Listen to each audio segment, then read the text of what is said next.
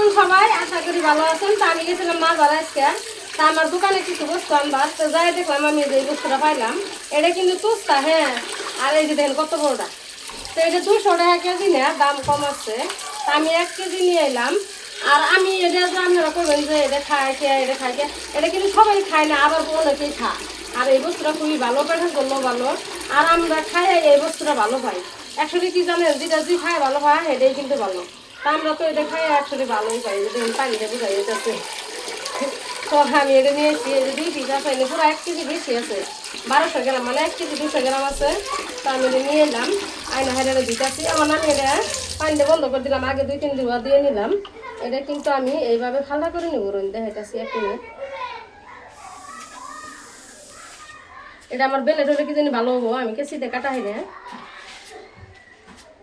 তো এইভাবে যখন যে আমি এটা বেলের দিয়ে এইভাবে কাটবো, পুরাটাই ফাটলাম ভালো হয়ে যাবো। এটা ভালো করে ধুইয়া ছোটো ছোটো করে কাটে আমি সিদ্ধ করে নিব। আর কিভাবে কি করি বানাই না করি আজকে আমি করে এটা দেখাবো আমি।